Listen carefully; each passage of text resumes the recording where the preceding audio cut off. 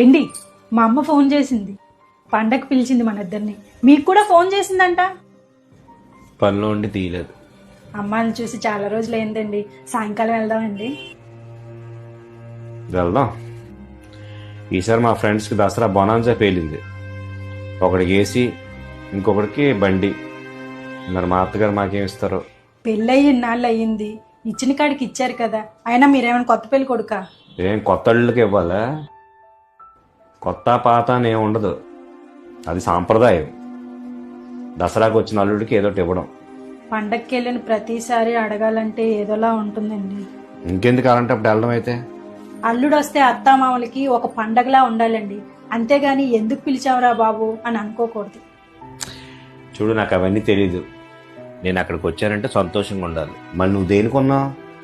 వాళ్ళ దగ్గరికి వెళ్ళి అడిగి ఇప్పించాలి నాకు. సరేనండి. హలో అమ్మా, ఆయన చాలా బిజీగా ఉన్నారంటమ్మా. ఈ సంవత్సరం పండగకి రావడం కుదరదు, అందుకే మీ ఫోన్ కూడా లిఫ్ట్ చేయట్లేదంట. తర్వాత వస్తాంలే అమ్మా. సరే ఉంటాను. ఇంకా రెడీ అవ్వలేదు? సర్దుకోలేదా బట్టలు?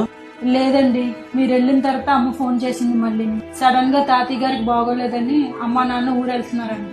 ఇప్పుడు మనం వెళ్ళినా ఎవరో ఉండరు, మీ సంతోషాలు కూడా తీరవు. ఈసారికి ఇక్కడే జరుపుకుందాం, తర్వాత వెళ్దాంలేండి. భర్తకు చెప్పలేక, కన్నవాళ్ళని అడగలేక ఎందరో ఆడబిడ్డలు